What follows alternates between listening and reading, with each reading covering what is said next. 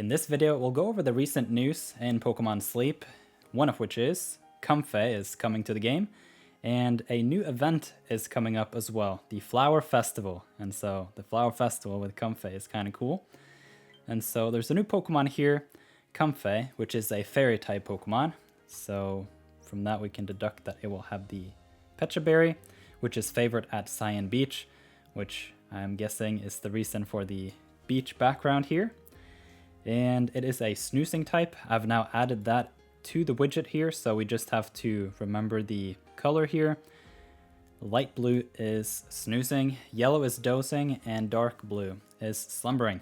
So Comfey will be appearing at the Greengrass Isle, Cyan Beach, and the Lapis Lakeside. So for the most part, this is a quite varied number of areas. And April 22nd is the first time we can come across the Comfey. And so that's not next week, but the week after. We've had a bit of discussion in the nirtheart Discord server, which you can find a link to in the video description. It is for YouTube members of the channel, but a great place to be if you're a Pokémon Sleep fan. And we have just gone through the different categories. I would say it is unlikely that it is going to be a berry specialist, just because all of the berry specialists so far have been unique in the sense that they are the only Pokemon that do their berries. The exception there is Slacking and Vigoroth and Raticate, because the Slacking is kind of a skill specialist, but it's so slow that it's kind of compensated by being also a berry specialist. And so it's a bit of an oddity, but if you look aside from Slacking, each berry specialist has a unique berry so far.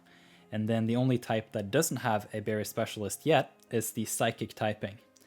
And so I personally don't think it's likely that we will see a berry specialist. Some speculation in nirtheart is along the lines of maybe it is a fast berry specialist that has a low skill trigger rate of the extra tasty chance main skill, to where you have both the skill specialist Dedenne with the extra tasty, but then you also have the berry specialist type. That could be interesting. That would be a cool way to kind of branch out a little bit the category of berry specialists.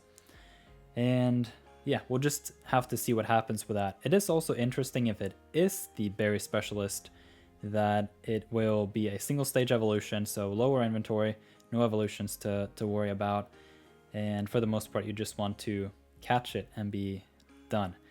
But then again, if it is a useful main skill, then you won't really be getting all that many triggers of any value, although the extra tasty chance is 4%, and per trigger that is pretty good. So for me personally, when I am running the Dedenne, I'm just going to run 3 of them and sacrifice a little bit on the berry value and go for that big time meal. So that is all we know about the Comfey and about the category of the berry specialist type. So if we do a little bit more speculation here in terms of the ingredient possibility or the skill specialist, then I think in terms of ingredients, for the most part, each of the ingredients tend to be available on multiple ingredient specialist Pokemon, and that is even the case for some of the more rare ingredients. And so, for example, we have the Taste Mushroom on the Gengar, which is only available at level 30 on the Gengar currently, but there are plenty of Pokemon that gets the mushroom at level 60, for example. And what is interesting there is a combination between the Greengrass Corn, which is currently available on Dratini, Ralts, and Stuffle, all 3 of which are only encounterable at the Lapis Lakeside. And so you won't be finding any corn whatsoever until you get to Lapis Lakeside. And so I think it is likely that Comfey could be an ingredient specialist with corn unlocked at potentially level 30, something like that. And I think in combination, the milk ingredient is only available on a single ingredient specialist Pokemon, and milk in general is not a particularly rare ingredient, so it's kind of weird that way. So if I was to guess on the Comfey, I would say milk, greengrass corn, and then potentially apples. There could potentially be a cacao in there, something like that. I don't think we'll be seeing a new ingredient. That could be interesting, but for the most part, I don't want to speculate that far out. So if I am to guess this being a single stage ingredient Pokemon, then milk, green grass, corn, and apple would be my guess. When it comes to the skill specialists, I don't want another single stage skill specialist Pokemon. We've had a decent number of those, and there's simply it's not enough main skill seeds to go around, particularly when they are first stage and won't evolve. And at that point, we kind of need a new mechanic where, for example, sleep time could influence like a dream shard purchase of an upgrade of the main skill. That could be interesting, to where when you have 100 hours sleep time, you can boost it one time. When you have 500, you can use it, boost it another, 1,000, and so on. Something like that. Then some of these single stage skill specialists could be more interesting, like the Heracross. But for the most part, it's not going to cut it. So the main skills, though, on the Comfey is likely a Dedenne clone, if I am to guess, because then you have the electric type berry covered, and then you have a variation of it with the Pecha berry, which is favorite on Cyan Beach. What could be interesting there as a combo would be the Suicune, because Suicune will be a water type, which is favored at Cyan Beach, and at that point you can probably have 2 to 3 more water types next to the Suicune, and then have some sort of combo with the Comfey. But I don't know. One point that Jay in Nirtheart brought up about the Comfey is the fact that it is very healing centric in the main series games, and that is an interesting observation. Another tangent or parallel discussion that we've had in Nirtheart about healing Pokemon is, if let's say the Wobbuffet was to go from the random energizing cheer to a targeted energizing cheer, Wobbuffet would just overnight be an A-tier Pokemon, and that would be super interesting. Or potentially if the energizing cheer had another element of random to it, to where it can heal up 2 or 3 Pokemon at a time as a random dice roll as well, and balance it off a little bit, because when it is random, overall that bigger portion of energy either has to be varied in number of target Pokemon or have a higher value. But then the higher value doesn't really work too well, because if your Pokemon is already above 100% and the energizing cheer is at level 6, then 50% energy is just going to hit the cap anyhow. And particularly as the values of the main skills are increased in level and so on. So for example, level 7 and 8 comes out, then I don't understand the purpose of the energizing cheer personally, because if you can't target and it's random and your Pokemon for the most part are above 100, then okay, the energizing cheer level 8 can be like 80 energy healed per trigger, but if you're only getting 40 every time because your Pokemon is energized from the 4, then it's just a very odd and awkward main skill. But the point there is there could be a potential new main skill where it is maybe even less so healing than the energizing cheer Wobbuffet main skill, but it allows you to target. So for example, imagine this. You have a main skill that is a higher trigger rate generally on the Pokemon that does have it. The overall energy healed is less, but you can target the healing. So for example, level 6 main skill, you can heal 30%, but it actually pops off in maybe like 8% skill trigger rate.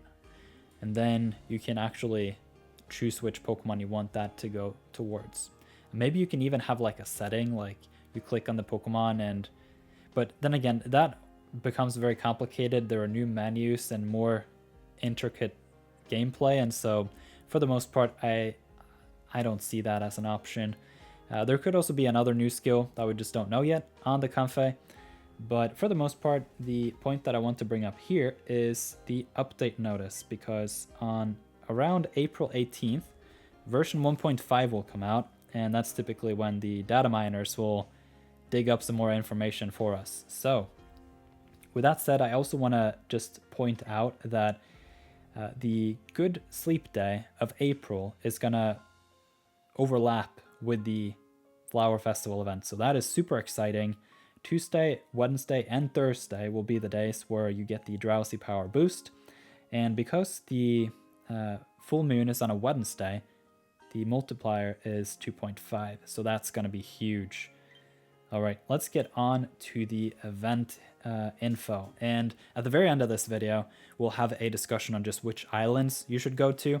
I have made a whole graphic, a new scene here in my recording software, so I can quickly show that just so that you are familiar with how it looks like. So this is essentially the last part of the video. The graphic will be downloadable or screenshotable, I guess, on the phone or computer, whatever.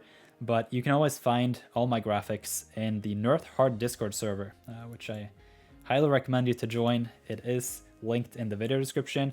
It is for YouTube members of the channel, but overall a great place to be if you're a huge fan of Pokemon Sleep, like many of us are. So the Flower Festival, it lasts from Monday, the April 22nd until April 29th. And during this event, you'll be able to meet Pokemon of various sleep styles. That's huge, regardless of your own. And in particular, grass types and fairy type Pokemon are more likely to appear. You may even meet a shiny Pokemon, which means there will be increased shiny rates for this event. That is super exciting. There was none of the sort during the electric type week, I think, at the very least not during Raikou. So another interesting quirk about this event is it's kind of another spice of the Valentine's Day event, because Snorlax's requested dish will be set to salads, and the final strength value for dishes will be multiplied by 1.5. This is huge for me personally because I am the best at salads and my teams overall are very ingredient focused. So it will be very interesting to see what will happen for me during this event. This could potentially be my highest record ever, even without a multiplier, just flat rates. So we'll see what happens there. The multiplier for extra tasty dishes will be different depending on the day.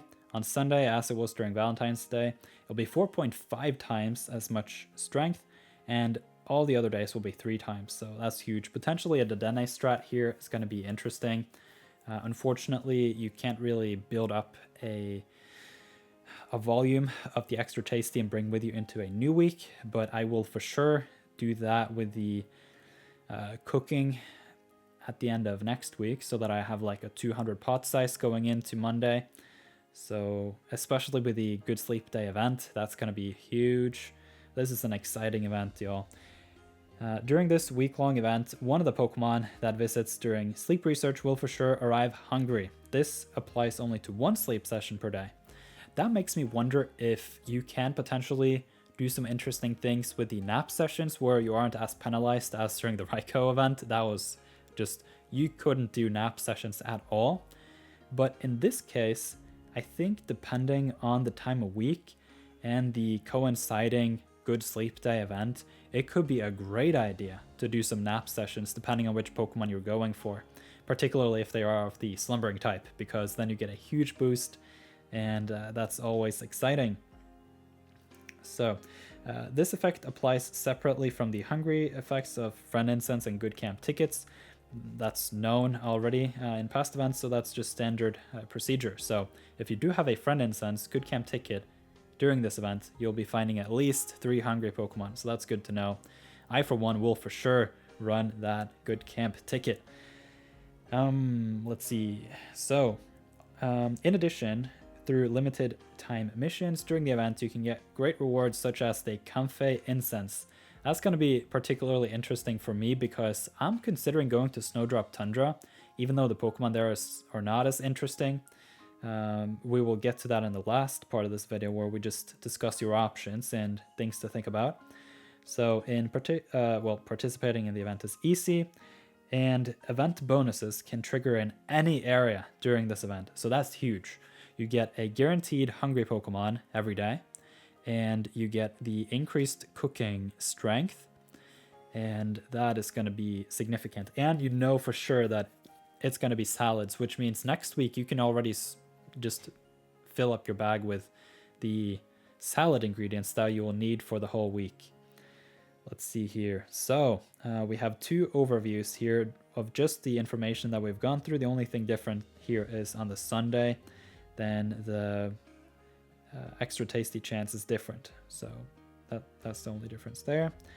And then, yeah, we make it to the final area here. So I'm not going to read up the text here. I have a graphic for that. And then we can just go through some of these important notes, because that is always something to be mindful of. During the event, if there are multiple more likely to appear bonuses that apply to the same Pokemon, the bonus with the larger effect will be applied. That I wonder if will like impact the type of sleep styles potentially. Event bonuses apply only to sleep tracking that begins within the event period. So 4 in the morning, Sunday, I think. Let's see, because then I have to wake up early again. Yep, 4 a.m. So then I'm not going to cook.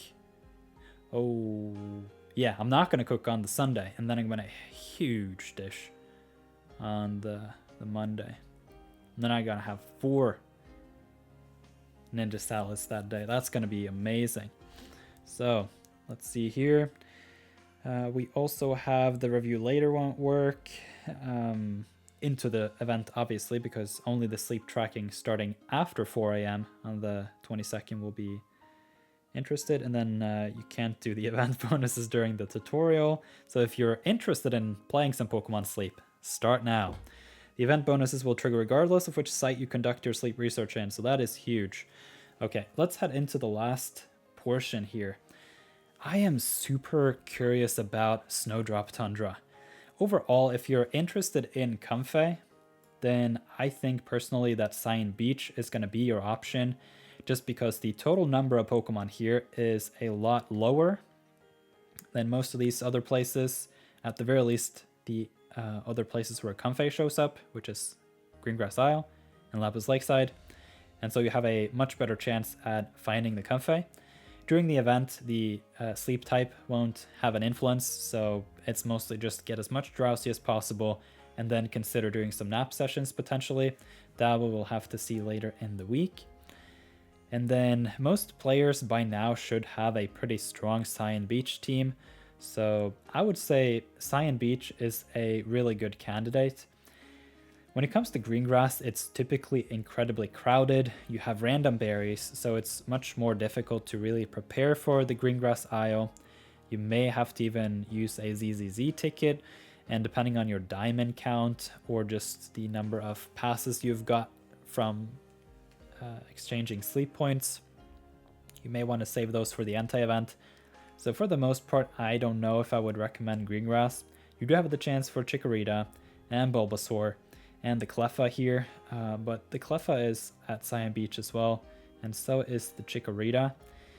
And at that point, I don't know for sure, but yeah, Taupe Hollow, probably an area that I suspect will get more love later. I'm just super surprised why Taupe Hollow is getting no love. Like, the past 3 or 4 events has basically stated loud and clear, don't research at Taupe Hollow, and I find that so strange. And then we have the Snowdrop Tundra. For me personally, I'm likely gonna go to Snowdrop Tundra. I'm gonna roll that dice again and see if I can get my hands on a Delibird. God forbid the shiny rate is independent of the increased encounter rates of these Pokemon, because that could mean they essentially first buff the encounter rates of the list of Pokemon here, and then the general shiny rate is increased in parallel but not targeted towards the species. Because in the past, when that has been a thing for the events, they have explicitly stated that you will have a greater chance of finding shiny Bulbasaur, shiny Chikorita, and so on. But this list in the event notice doesn't name any such thing. It's just saying the increased shiny rate is here. And at that point, if it is possible to trigger all the event bonuses, which it is, at all the areas, then Snowdrop could potentially be a place to find shiny Absol and shiny Delibird, and that would be huge. Personally, I have tried during the Christmas event, I tried during Valentine's Day, I tried during Electric Week, and the Raikou. No, not the Raikou. Well, to an extent too, because you can encounter Delibird at Greengrass Isle. Like, I've tried to find the Delibird, it's just incredibly rare. And so, with the Snowdrop Tundra being my best team, Salads being my best dish, with the event bonuses triggering at Snowdrop Tundra, I think it is clear as day for me personally that Snowdrop Tundra is the place for me to go, especially considering the guaranteed hungry and just overall the multiplicative effects of the good camp ticket, because on the numbers, the only thing that I'm a little bit short on is the mushrooms, and I'm also a little bit short on the leeks, but when I run 2 Pokemon with the leeks, I do just fine for the most part. So essentially, I'm thinking next week is going to be a dull week. I am going to stock up on the mushrooms and the leeks. And then the only thing I'm missing then is the Tyranitar's ingredients, which are the beans and the ginger. The ginger I can potentially swap in Charizard for a limited amount of time. It is a pretty decent ingredient Pokemon for the ginger for me. It's got it in the level 30 slot, and so it'll drop 4 at a time. But I will be going to Snowdrop next week too to increase my area bonus. So all around, I've just been incredibly lucky. I got the Doug Trio, so I didn't have to Taupe Hollow, and then I got the Raichu, so I didn't have to go to Lapis Lakeside, and so I have powered up my area bonus at Snowdrop Tundra. So this week I'm currently at 40%. By the end, I'll be 45, and by the end of next week, I'll be 50%. So I'm going into this event with salads being my best dish, Snowdrop Tundra being my best area, and I have a 50% area bonus at it. And at that point, I'm thinking to run my Sylveon as a healer, Tyranitar as an ingredient, berry finding Pokemon, dropping 2 of the ingredients that I need out of 4 for the Ninja Salad, being beans and ginger. And then I will have the Walrein for berries, Ditto for more leeks, and for the berry, and then potentially Ampharos and whatever else. That was Sylveon, Tyranitar, Ditto, Walrein, potentially the Gengar, but I could also consider some other berry Pokemon at that point, because I think throughout next week, if I manage my bag correctly, I'll have enough ingredients to really just increase the potential for the big Ninja Salads all week during the event here. So the preparations that I'll do is I'll try to see if I can get Gengar to level 50, if that would be useful at all. But for the most part, I'm saving on my Handy Candy for the Suicune, but I'm gonna stack up on leeks, mushrooms, and a little bit of ginger. For the most part, beans is not going to be a problem on the Tyranitar. I'm going to run it all week because it is favored. And then because the Tyranitar is so strong on the ingredient side, then I'll have a lot of filler ingredients as well.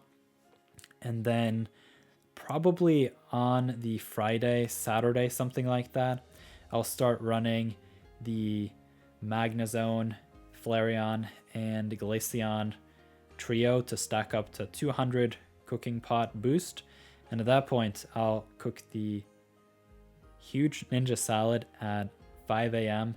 on the Monday of the 22nd, and then I'll have 3 more Ninja Salads, and then day 2 on the Tuesday I'll do 3 more Ninja Salads, and then we have the Good Sleep Day, a multiplier, which is 1.5, and at that point I think I'm potentially looking at like 500,000 Snorlax. So that's going to be interesting with the good camp ticket, of course. So for sure, a very interesting event. Another area to consider here is Lapis Lakeside. This would be a good chance for me to get a hold of the Chikorita and the Bulbasaur. I'm looking for a Mono Honey Bulbasaur and a just busted BFS Chikorita. But for the most part, I think I'll just have to hold on a little bit on those. I am really looking for the Snover for the eggs. And after that, I will have to consider the Honey Bulbasaur. But The Comfey is available here too, and some of these candies are nice, like the Clefable and the Wigglytuff. Not too sure about the Togekiss, honestly. It's a B tier Pokemon at best. Bellsprout is a good Pokemon too, and it wouldn't hurt with some Eevee candy.